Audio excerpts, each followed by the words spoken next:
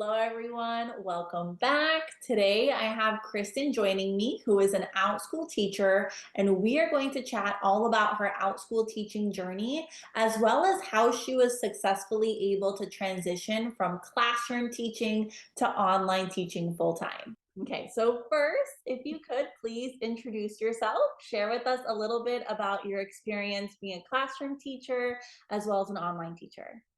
Oh, sure. Well, welcome. Hello, my name is Kristen from Kristen's Classroom. I am a former kindergarten through eighth grade music teacher who had a classroom for several years and then transitioned into online teaching. It was, I believe, 2021, so right around a year ago now, that I took the plunge to go full time online, whether that be teaching live classes, making pre-recorded courses for students, online learning resources, and just combining them all into like a work from home position. I think that covers it. Yeah, awesome. And how long were you in the classroom? Just like side note. I started teaching. I'm going to make it a long story short. I Okay. finished college and my master's degree, and I didn't want to jump straight into teaching. I had my music degrees, and I said, you know what? Before I quote unquote settle down, I would like to go and travel and I'd like to perform, like the things that my friends who, settled down right after school told me they wish they did. I had that same dream and that same goal. So I finished school and went and sang on board cruise ships for several years. And in between the contracts, I got my substitute teaching license. And I would come home, I would think like April of that year, I would sub April, May, June, see my family for the summer months, and leave again on another cruise ship contract. So I did about 3 or 4 years of subbing. Mhm. Then when I moved to Ohio, I moved back to where I grew up and I bought a home, got married. I got my classroom in 2018. And that's when I was hired to do kindergarten through eighth grade general music, choir, band, musical, and it was a private school, so mass. So I did all of those things for 3 calendar years, including cart teaching in the pandemic. And if anybody here watching here doesn't know what cart teaching is, it is where you are stripped from your classroom and you travel to all the kids' classrooms. So imagine keeping your entire classroom curriculum on a cart with four wheels and you walk around the campus because during the pandemic, we tried to keep the students in their own classrooms. We tried to keep as little hallway interaction as possible. And then after those 3 years, I said, you know what? It's time to venture out, try something new. I still like teaching. I still like being with kids, and I loved the arts. So I thought, how can I do this and not continue to cart teach? I do believe the program I left still continued to do cart teaching this past year. So 3 years in my own classroom, 4 years subbing, and now my first full year of teaching online. Awesome. Ooh, that's a good amount of years under your belt. And that's so I awesome. know. I didn't know that about you before, that you kind of Mm, did something you wanted, but you did get classroom experience because subbing mhm. is such a good way to kind of like get your feet wet if you want Yes. to try online And or classroom. it let me kind of figure out, like, do I like private school? Do I like public school? Do I like charter school? Where I live, if you have your sub license, you can teach in any of those sectors. And because I had my master's in music, the second they heard, oh my gosh, she's a sub and in music, I could work every day because those choir directors, those band teachers were like, we don't have to give busy work. Like Kristen knows if I say we're rehearsing this song or the kids need to be working on this. So I went in and it kind of taught me, like, I don't know if I want to do high school. And that's when I ventured more towards K through 8. A lot easier, at least in my opinion. For Yeah. me, I like the littles, Same. not preschool. Pre-K is a whole other beast, but K8 was totally fine. Yeah. I was like that too. I did substituting at test the waters and figure out I liked early elementary the best. So Yeah. but nice, nice. Okay, well, thank you for sharing all that. So, like you said, you taught in the classroom for a few years. When did you kind of decide that you wanted to transition to online teaching full time? I would say the summer of 2020 was when I tried out Outschool. We were all home in the pandemic, right? And I was teaching a lot of ESL, and we were teaching our my classroom. I was teaching online in Google Classroom, and it was the hardest thing I'd ever done because when I had my own classroom, I taught 588 students per week. And to be able to keep up with 588 students in the Google Classroom sector, it was so much. And when that ended, I remember thinking, let me try making a single class on this other website that people are talking about called Outschool. And I'd heard of it. I had gotten an email from them a couple months prior, like right before the pandemic, but I was planning my wedding. I was teaching full time. So I said, I'm good. But I remember I made a single class. It was all about like the performing arts and prepping auditions and speaking in public. And I taught it twice on June 4th. And then I started from that class making more and more classes. 3 months go by, and as I'm getting ready to go and cart teach, I look at my income on Outschool, and I had made 2.5 times my teaching salary in the first 3 months. And that's when I thought, I really want to do this. I do not want to cart teach, but with the state of the world and me being a very conservative, low risk person, my mother is an accountant. She's a financial investor. She has raised her kids to always think about like the risk you take. So if I had it my way, I would have quit in September of 2021, but I made an exit plan. It was a 9-month exit plan where I would put aside a certain percentage of my school income. I would still teach on Outschool 2 days a week after school. And I would put like certain amounts into this account just called like taking the plunge. And I remember telling myself, I want a year's worth of living expenses. Like, can I pay my mortgage? Can I pay my bills? And when it came time to signing that next month's contract or that next year's contract, I remember I filmed this day, but I never shared it because I was like a sobbing mess. But I like walked into the principal's office and I just told them that I would not be re-signing. Where I teach, you don't have to like say I'm quitting. You just don't re-sign that contract. So that was them kind of knowing. So I knew I wanted to take the plunge in September of 2020, did not actually formally resign until May of 2021, which actually worked out for the best because it gave me the summer of 2021 to still receive paychecks because teachers, at least in my state, are paid over the summer. So I had June, July, and August of 2021 to teach online, save as much as I can while still collecting money from Outschool. So I was getting Outschool and I was still getting brick and mortar class all in one. So to answer that question, layman's terms, wanted to quit in fall of 2020, but didn't until May of 2021. Nice, and that's a good plan. I mean, mine was definitely not as extensive, but I did something similar where I thought during the summer, I'm gonna work as much as I can online. I have my income from my full-time job, see if it can be possible, and then I just kind of took the plunge. But that's Yeah. awesome. So do you think that was maybe a hurdle? Do you wish you would have done it sooner, or you think it worked out kind of well? I think it worked out well because it also let me do things like I paid off my car. I no longer have a car payment. It let me pay off more of the mortgage of my house. Looking back now, if I could change it, I wouldn't have paid off all of those debts as aggressively and I would have saved more. I did not calculate in my brain just how much money my income would be decreasing after September 1st of last year because all online teachers know this. When September hits, a lot of our summer clientele has gone back to school. So when September 1st came for 2021, my brick and mortar contract was done. They had paid me, it was over. So that money was gone.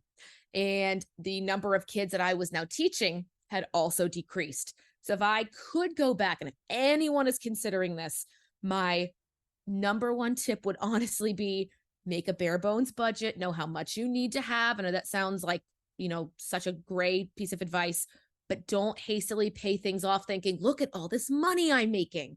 Because when September 1st came, and I'd paid off all this debt and I was feeling great. But then I thought, oh, I should have saved even like 5% into like, I call the bank account low tide. I have it now. I wish I had done it back then. But when money's good or money's not good, I have like a 5% savings account that just takes 5% of everything I make, puts it into an account called low tide. So when money's not coming in as quickly, it's not a high season or classes aren't booking as well, I can still like maintain that budget and continue to pay bills and taxes. Yes. I love that tip actually. You're the first person I've ever heard that from, and I think you Oh, explained it really well that there's seasons in your out school career or whatever you do online where you're gonna make more than other months and don't kind of splurge. And I mean, you splurged in a decent way, but that's technically kind of what you did, where you didn't put any money aside for your business and, being able to pay yourself later. So that's yeah. such a good tip. I really, really Yeah. appreciate that one. Of course, you're welcome, especially that first year when you don't Yeah. really know how much it's going to really be for taxes. What actually counts as Yep. a write off? Like that first year, if I could go back, I'd be like, Kristen, wait till year two to Mhm. pay off your car. Like, I'm not going to sit here and be like, oh, I'm so sorry. I paid my car off and another 10% of my mortgage is all gone. But if I could, I would have just said, hey, let's just pay it off less aggressively and let's just put, I mean, you don't think that when, money's flowing in and it's all fruitful and you're like, this is my season, I'm thriving. You don't ever think you're like the blockbuster in 2005. You're like, I'm invincible. And then Netflix comes along and you're like, oh, maybe I'm not. That's so true, though. Good tip. Thank you. All right, so let's hop in a little bit to Outschool. Okay, So, do you kind of have any tips, or actually, no, I'm going to go back to transitioning to the classroom, actually. sure. And I think we kind of covered a few tips, but if there are teachers that want to leave the classroom and kind of transition to online teaching, what is maybe like one or two tips you would give them to do that? My top tips, if they're in the classroom and they want to transition, Mhm. I would say while you are quote unquote safe, you're still under your contract of your paid job, your brick and mortar. Think about what you want to teach. And then I always recommend to newbie teachers on Outschool, make a one-time class. Make a class you could teach 100 times and never have to lesson plan for again once you've taught it once. It's a one-time class, right? So if I'm teaching, I don't know, like space adventure math, and it's a one-time class for second graders, I only have to lesson plan for it one time. I always advise teachers, if you're getting started, don't, work smarter, not harder. Maybe make 4 or 5 classes that are one-time classes, meaning you meet the kids once, you have the class, and then that class is adjourned. It'll let you kind of see how long do you feel comfortable teaching the kids? How many kids do you want in your class? What age do you want? And more importantly, is your class going to be booked? I think a lot of times teachers get really overwhelmed because it's a marketplace. You're not being told you have to teach this curriculum. You make the curriculum. So making those one-time classes doesn't make you have to, lesson plan every week. It gives you an idea of kind of like subbing. It gives you an idea of what you want, what grades you want, and is this booking? My first month or two on Outschool, I made probably 6 one-time classes and Mhm. only 3 of them ever got bookings. So that told me the 3 that didn't maybe are already saturated, maybe already have good teachers in those subjects. So I focused on the things that were doing well and I extended on those. And then over time, I would not recommend this to beginners, but over time, those one-time classes, keep an eye on which ones are booking really well. And then that might be your signal to make a class that does meet more than one time. And it'll be well worth your time and the risk that it takes to make it because you already know kids are taking that one-time class. Right. And do Mhm. you recommend doing this while they're in the classroom or I would say make it very part-time. I would never recommend quitting your full-time job without knowing at least like what are you teaching and what's doing well. I've had some people who have found me through my YouTube channel Mhm. and they'll write to me and they'll say, you inspired me so much. I put in my 2 weeks notice at my, like, it's usually office jobs. If I'm being, it's not really teachers, but it's people that, had a craft or something that they wanted to do. And they'll write me and they'll say, I'm so excited. You inspired me. I've resigned. What should I do? And that always makes me nervous because, like, I don't know their living situation, their income. So, if it's something you want to transition, I highly recommend making it a part time job first. Maybe dedicate maybe one Saturday a month to trying out your one times or some afternoon class hours. Or if it's going to be May and next month is June, what a perfect time because if you're a teacher, you've got those 3 months to kind of experiment. In all honesty, I don't think I would have jumped into the online teaching full time had we not had a global pandemic, and I'm not saying I'm glad we had it, not at all, but it gave me that time that I was blanketed under the security of my full-time teaching salary. So if you're new, I do just recommend, please do not quit. Please do not quit your full-time job. Experiment with classes that meet one time and see as a teacher, do you like teaching older kids? Do you like teaching younger kids? And because it's a global market, even if you're only teaching like maybe 4 to 5 p.m. Eastern, you can still get kids all over the world. It's not just, oh, I only teach kids in this country or that country. Yep. Yep. Really good tip, Mhm. because I say the same thing as well. I mean, when I transitioned, I was doing ESL, so it kind of worked Mhm. out perfectly. But I Yep. would either do early mornings or after work. I would teach just a handful of classes to see if it was possible. And then the same thing with Outschool. That's what I did too. I would teach 5:30 a.m. to 7:30 a.m., go teach a full day of brick and mortar, come back, see my husband now, but he was my fiance then, see him, have dinner, and then I would teach a couple evenings as well. So is it possible to teach online with a full-time job? Yes. Is it exhausting as well? Yeah. Yes. So that's why I recommend, if you are working, consider those classes that just meet once, right? Because you only have to lesson plan and draft it one time. If Yeah. you like, if I'm going to teach that one class, I never have to go in and lesson plan for it because I'm literally presenting the same material. It'll get you followers if you are on the Outschool platform who may follow you and want to take another class from you if and when you make it. Yeah. Mhm. Yep. I also always recommend, for at least people that have classroom experience, tutoring is an easy one as well. Oh, That is like and easy to transition into if you're a classroom teacher. have you noticed on Outschool that there's that new feature where a parent can look at any of your classes and request it as a private one-on-one? I didn't notice that actually, but I do know they've been Oh, pushing tutoring a lot. I've noticed in the email. it's it's a little not disheartening, but they can do it to any class. So I have classes that are designed for learner interactions because in my opinion, I think the kids have been, or I think students have been isolated from the pandemic, and I do believe it is not damaged, but it has hindered social skills. So my summer classes are very much, they're based upon, the kids meeting each other and, sharing Mhm. common interests. And to have a parent write me and say, oh, I love that camp, can you do it one-on-one? Well, I can't right now because I've got them booked with multiple kids, but I also explained to them, yes, I could do it in the future, but please just know that this class is designed for, student interaction. But if they have a learner that might be, with a disability or have a special circumstance, I totally get it. I actually made a totally separate not flex, a totally separate ongoing class that's just called one-on-one. Yeah. So if they want to do one-on-one for like the music classes, the public speaking, anything. And if you're a tutor and you're on Outschool and you can tutor more than one subject, I highly recommend just making like a one-on-one class. That way, if the parent, their student needs help in reading, you're right there. Math, you've got it. Social studies, it's there. It kind of lets them know that you're kind of like a jack of all trades when it comes to tutoring, maybe a specific age or specific grade level. Yep. Mhm. That's what I have. So awesome, awesome. And I know we've Mhm. already kind of touched into Outschool, Mhm. but think back to like when you first started. What were Mhm. maybe some steps you took to actually find enrollments? I know you mentioned one-time classes and starting with Mhm. those. Was there anything else you kind of did to find success or to start to get students?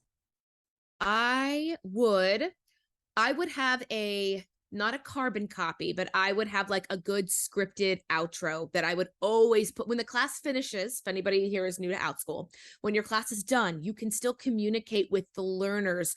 You have like a little class page that shares the class you taught, the time, and the learners that took it. And you, as the teacher, you can still write messages to them. So I would have like a nice, short, and simple outgo message that would have been like, thank you guys so much for joining me in this class. If you're ever interested in anything else I offer, and I would actually put like 3 class options that were relevant to that class. Mhm. So, for example, if I was teaching singing 101, I would say, oh, if you really like that class, here is like singing 102, here's posture for singing, and here's rep class for singing. So long as it's not like something totally away from the subject, I think it's completely okay to thank them for coming and let them know that there are other things. I didn't say like make sure you do this. It was more of a, if you like this class and you want something else in it, here's what else I offer. And I like that because it's a free way to just comply by Outschool's rules of, communicating with the families and the students on the platform, but also just letting them know. Something else I did that I don't think I've ever mentioned on YouTube. So you're the first channel that gets this one. I hired, let me back up. I love Pinterest. I love Pinterest. Do I know how Pinterest for business works? Absolutely not. I hired a Pinterest manager, and their only job was to make pins for my Outschool classes. And we hit the homeschool market hard on Pinterest. Excuse me. I found them on Fiverr. I think I mentioned this on Instagram. So if anybody follows us on those platforms, I do not have the contact info for the exact person I use. They took their Fiverr account down. But I just went to fiverr.com and I literally searched Pinterest manager. And I hired somebody for 3 months, and their only job, they actually made me a business Pinterest account. So my teaching profile is now on Pinterest. They put together the pins. They made sure the SEO was there. So when a teacher or a parent was on Pinterest and they were searching like online class or group classes online on Pinterest, my pins would pop up. And if they clicked that pin, it would take them not just to Outschool, but to my class. And is it okay if I give numbers in our video? Is that okay? Yeah. Okay. So I was averaging about 2,000, 2,500 a month the months before I hired a Pinterest manager. And after, it was between like 4,500 a month to $6,000 a month. And I didn't teach extra. It was that those classes I was offering, they were filling. Now, can I guarantee they all came from Pinterest? No, because Outschool doesn't tell you where your traffic comes from. It's not like a blog where I can see, like on TPT and like blogs, you can see where your traffic comes from. I don't see that. All I saw was a very steep up in enrollment, and the classes that were getting the enrollments were the ones she had made pins on. So can I prove it in a data report? No. But can I say on your video that it was the classes? Yes. Now, that was not a free thing. I did have to pay them, but on Fiverr, it's honestly between like $25 to $50 a month. And in my opinion, I paid someone $50 a month, but I then made $2,500 more per month. So in my book, I was like, that's worth it. Let's do it. That's awesome. I've heard like a few things about Pinterest, and I've mostly been looking into Pinterest with like TPT since I've started with TPT. I'm personally like you. I'm not planning on doing it in the future. I want someone to do it for me. But that's awesome. I've actually never really thought too much about it for Outschool. So that's really, I hadn't either. Yeah, that's an awesome idea, I guess, for someone that maybe if they just want to up their enrollments, they have some successful classes, that might be a great way to boost those a little bit extra. So yes, absolutely. And I will be transparent in your video. That was the summer of 2020. So this was again when it was like at its peak, and people were searching everywhere on the World Wide Web for things to do for their kids in quarantine. So it worked then, but I just want to make sure it is clear in your video that I did that then. I have not done that now, but it gave me that initial following. So now I have thousands of families on the Outschool platform that follow. So it is a great thing, especially because a lot of people on Outschool, they're pushing their classes on like Instagram and Facebook groups. Before I had gotten the idea to do Pinterest, I searched high and low. I didn't find a single teacher that was doing it on Pinterest. And that made me think like, maybe that's not a good place to go look. And then one of my friends who moved their kids into online or homeschooling full time was like, no, Kristen, you've got to try Pinterest. That is where homeschooled moms that's where they shop. That is the TPT, Teachers Pay Teachers, of homeschooled parents. And I was like, let's give it a try. And it was worth it. yeah, that's awesome. So that even just teaches that you can experiment with different things. So you can try different things with your Outschool business. If one doesn't work, that's fine. Try something else. There's so many different ideas of ways you can try to build them or build up, those enrollments. So that's good. Can you think of anyone, like if someone is per se like struggling with enrollments, what's like one or two tips you give them? If you're struggling with enrollments, my biggest tip is to do something called class fishing. And what that means, it's a term that I made up. So if it's already a thing, I'm so sorry. But if you're struggling to find enrollments, I recommend trying to offer your class at different times when you're available, when available in your schedule. So Mhm. when I was teaching music theory, I had a beginner's music theory class for, I think, 13 to 18. I would offer it at 10 a.m., noon, 2, and 4. And I would do that maybe Monday, Wednesday, and Friday for 2 weeks. And I would keep data. And through doing that class fishing, it would show me, hey, more kids are taking this specific class at noon. So in the future, I wouldn't book the other class times because I knew I had the best odds of getting learners then. If at all, I get a lot of people that do have trouble with the enrollment and they don't have the time.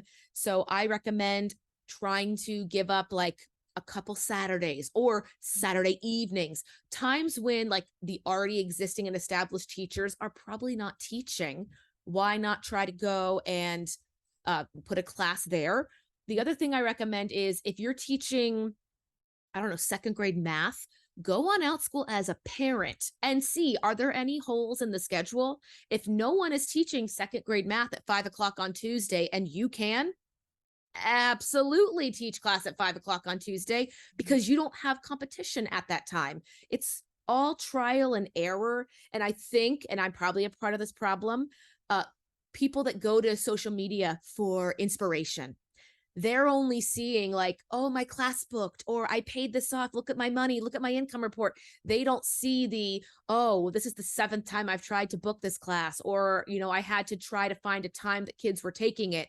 So having that patience, trying your classes out at different times, and then, of course, go on to Outschool as a parent and see, not to copy anybody else's class, but to see if you teach a certain class and there's no time that other teachers are teaching it, that's literally a period of time you have no competitors. That could mean that no kids want to take at that time, but that can also mean teachers might not be able to teach at that time. That's why I pushed like Friday evenings, Saturday evenings, because even Friday evenings in Eastern Standard Time, that's AM over in Europe and Asia, in certain parts of the world. So some kids maybe do want to take a class you have to offer on Saturday mornings. So my biggest advice is to be open-minded, try to have, multiple times to see when things are booking, and then go on the platform and see when no one else is competing with their time. Mhm. Yeah, those are good tips. Nice ones. I've heard similar things with that. I've also heard, and this doesn't depend on the subject, but Mm-hmm. some people have even tried creating a class and offering it for different ages. Because if you do like the arts or something, there's simple ways where you can kind of accommodate it for the younger students and the Yep. upper elementary, the higher, the teenagers. So you can also do that to see if that helps with enrollment as well. Absolutely. And that's something I got in trouble with because I was teaching the arts Mhm. and I always ignored like the age gap in the catalog. And then like a couple months in, a few years back, Outschool would write me and be like, you can't teach an 8 to 18-year-old class. Even if like in brick and mortar school, I Mhm. had to go and divide it. So I had to do like singing 101 ages 8 to 13 and singing 101 13 to 18. So yes, it absolutely matters, and trying that out can help. Yep, for sure. Okay, so another question I get a lot about Outschool, especially for people that are considering Outschool like now, like they haven't even started, is if Outschool is oversaturated. What are your thoughts with that? Do you Mm. think new Outschool teachers can still find success? I get this question a lot too with TPT and YouTube. I get a lot of, there's so many YouTubers. I think you can still find success, but it's going to require creativity on the teacher's part Mhm. and patience. I mean, back when I started, and I know we're not in a YouTube discussion, so I'll make this quick, but back when I started on YouTube in like 2010, it was a lot easier to grow because there weren't millions of creators. And I know Outschool is still technically in its beginning stages, but if it's something you do want to try, I absolutely recommend giving it a try, but try to make yourself stand out. What can you teach, or how can you put a spin on your subjects that would make a learner want to try it?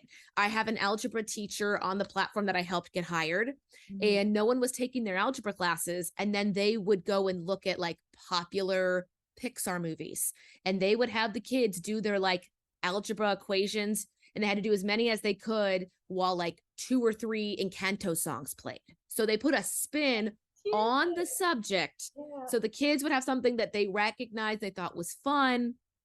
So trying to just be creative, if that makes sense. And I would never say that it's not saturated, because it absolutely is. But just because it's saturated with teachers doesn't mean they're all offering classes. Right. Every teacher goes on break. There's highs and lows. There are some teachers I know that only teach their flexible classes, which are pre recorded classes. They don't do any live meetings. And I do know that a lot of teachers, myself included, I don't currently teach on the weekends.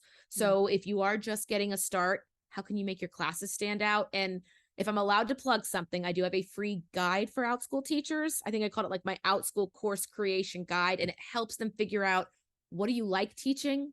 What are you able to teach online? And how can you make yourself stand out? It's a free resource, so no Yeah. like real shameless plug. No one's getting rich off of it, but it's there to help out. And if you have something similar, oh, absolutely take it from her. Absolutely do it. No, that's an awesome resource. I'll definitely link it below. So Sure. for newer Outschool teachers. But I agree. I think there are lots and lots of Outschool teachers. Is it as easy as it was before to find success? No, but it's still Mm-mm. definitely possible. I've spoken to a lot of teachers, recent teachers that have recently gotten hired over the last few months, that have been able to build up bookings. So Mm-hmm. it's really, really good. All right. So thanks for your honesty with that one. That was Oh, of course. I mean, I don't want to project, and I know you'll agree with this one, but I don't want to project like, yeah, just sign up. If you make it, they will come to your class, because that's not always true. You might have to change your title, the little picture that goes next to it called the thumbnail. You might have to change the description or the ages. You might be teaching a class that you want to teach to teenagers, but maybe somebody who's 11 or 12 wants to take it. You may have to just change it up. I think some people just want to create it and never change it. But all the teachers I see that have done Outschool for years and years, they are always changing their like Mhm. their offerings. Like I know dance teachers, whenever something's really popular or trending, they'll go make a dance routine to that and offer that class, because they know that's something that is trending, and they'll get someone that maybe would have never taken their class otherwise. Mhm. So true, so true. All right, so I know, like you said, you make a steady income on Outschool, which is so, so awesome. Do you have any other income streams? And if you do you feel like those were necessary in order for you to leave the classroom? I do have other income streams. I was teaching ESL still on VIP Kid, but I'm still signed with them, but I'm not currently teaching with them. My YouTube is I have two monetized YouTube channels, one that is all about online teaching, and one that I started when I was singing on cruise ships, and it's really like a lifestyle, whatever I want channel. I do think having YouTube and graphic design background gave me an advantage when it came to advertising my classes, because advertising my classes on Outschool is very, very similar to advertising a new video on YouTube. Is the picture good? Does it tell a story? Is it enticing to click on? So I do have those streams. I edit videos for various clients, a lot of small businesses, Mm, and I am new to the TPT scene. I was using Teachers Pay Teachers in the pandemic. And then when I started making resources for music teachers that were CART teaching, I mhm, only started doing it because my staff at my last brick and mortar, they would say, Kristen, we don't know how to make these like graphic lesson plans on PowerPoint. Like, I don't know how to do what you're doing. You should sell that on TPT. And it was a lot of like, I had to teach the piano on a blackboard because I didn't have a piano when I was CART teaching. So I literally made like a lesson plan of all mhm. the 88 keys, and I was teaching it, and my coworkers would be like, you have to sell that. That is amazing. That can help so many other people. And I did not take it seriously. I was like, whatever, it's fine. TPT is the place I go and search for free resources. And then in the pandemic, that's when I click like, this is a real resource. This is a real thing. So I do now make money on TPT. As of 48 hours ago, I am now a premium seller. Oh, yay, how exciting. I've been loving so I started TPT. I'm gonna be hitting a year in a few months. Are But you a I've been premium seller? loving it. Yeah, I love like I've become addicted to selling things on TPT, like making things and then like seeing like which ones do really well and then making things very similar and then Yeah. just having emails is very addicting to me and I love it. I love it. Yeah. It's it's a great way to still feel like you're teaching because, and I'll be honest, you might be able to relate to this as well.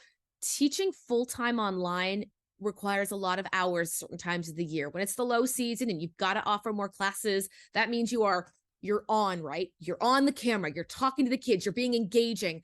I relate a lot of my performance experience to being a quality engaging teacher. But that also means at the end of the day, if I like last week, I was a crazy person. I taught 12 half-hour classes on Outschool, a lot of camps, a lot of ongoing classes, and I was so tired. So I now like having TPT as like a recharge station. So I can like just sit, drink some tea, do all of that. And I haven't done as much on YouTube personally. I've edited other people's videos. I was in a documentary about the downfall of ESL this summer. So I was like being interviewed for that. But I would set up coffee dates with teachers like of all different grade levels. And I'm sure I'll make a video about this in the future. It's so brand new. You're getting all the good stuff in this interview. This is great. But I would sit down with classroom teachers and I would say, listen, what are things that would help you in your classroom? And I would just record our meetings and I would take notes. And the whole idea of doing this was, what can I make on TPT that would help people? Like I don't know. I've never been a only kindergarten teacher. I've only done like K-8 music. What would help a second grade teacher, a fourth grade teacher? Now I don't know a lot of like state curriculum, so I'm not really leaning more towards like academic like packets and bundles. It's more what are things within my realm that I can create on TPT. But absolutely, I agree with you. It is very addicting, especially after teaching all day when you're just so tired, just sitting down, going onto PowerPoint or graphic design, different applications and making things. It's just so nice. And I love it because once it's done, it's in your store and it's finished. It is. It's very, very fun. And I do, yeah. I love I have long days of teaching and then I have long days of TPT and I love having it set up that way. But I do think it's good to just say that when you're first transitioning to online teaching, you don't need it. So like when Yeah. I left the classroom, I didn't have YouTube, I didn't have TPT, I didn't have anything. I just did teaching and it was hard, but it was possible. And I think Mm-hmm. now that I have TPT and YouTube, it's easier because I've developed two other streams of income. So Yes. it's possible, but it is easier if you have different income in Yeah. my experience. Yeah, that's something I tell people too. I say, listen, please, please, please do not just put all your eggs in the Outschool basket. Before the downfall of ESL, I like how I say it like it's gone. But before, the change in the Chinese government that really eliminated a lot of options, I would tell people try to have multiple streams of income. I know we talked about September of 2021 when my brick and mortar salary was gone and kids weren't taking on Outschool as much. I would teach more like private one-on-one students. I was using other like online teaching platforms very minimally just to have them as options. And yeah, like you mentioned, having YouTube is amazing, not just for an income stream, but if I sell a product, not even on TPT, I have like a website as well where I sell my own products. Cause again, I did not really see the validity of TPT until much later on this journey. So I'm kind of like kicking myself on that, but it's okay. We're learning. Yeah, you're always going to be learning is something I would also say. I thought I knew it. I thought I had it all figured out last year. I will be making a video for like my 1 year as a full-time teacher, just to be like, here's the things I wish I knew. If you're going to do it, here's what I would recommend. If you love sleeping, you might. No, I'm just kidding. It's fine. It's Yeah, just a lot of work. in the beginning, but I'm not gonna lie, like this year has been my most balanced year as an online teacher Oh, for me. And this is my third or fourth year of like full-time online. And it's probably because I don't even touch ESL anymore. I teach normal hours and I mean, my boundaries aren't perfect, but they are pretty good where I try really hard not to work past certain times of the day. So I've been oh yeah. balanced. So it's possible to, make full-time income, be balanced, Mm-hmm. and kind of do the best. Yeah. Yeah, and I think beginners are more likely to say yes to everything. Oh, you want me to teach that class at 2 a.m.? Yes. Because I was that person too. And I'm just like you at 1 year in, unless it's a really rare circumstance, I am um I am going to most likely say no, but I just like you, it takes practice to say no. I'm actually, as we're speaking, I'm going to look at my fall schedule. I don't know how early you set up your schedule, but this year, I am now saying I don't work past 5 p.m. The last Friday of every month is a non-work day for me. Now, this could change if Mhm. all of my streams of income go away. You have to be flexible and say, you know what? I'm not going to take that Friday off. I'm going to spend more time doing things. But I didn't know you were also a TPT seller. I'm gonna have you on my channel when I start doing like TPT income reports. I'm Today's so August 1st. excited. I Yeah. I am very I think cross collaboration with TPT sellers is important. I think because it's a marketplace, everybody looks at each other as like competition, but Mhm. I try not to look at it that way because unless our stores are identical, we're not competition at all. Like not nope. Like a lot of my stuff is arrangements of like copyright free music. I went and arranged like things that I would not get sued for arranging for singers, like the national anthem. Once I went and confirmed that that is a copyright free song, I can't just go take someone's arrangement out of a book. But if I go on to Finale, that's where you can transcribe music. Mhm. I made my own arrangement and I checked with, if you get into this and you have a friend who's a lawyer, make them your best friend.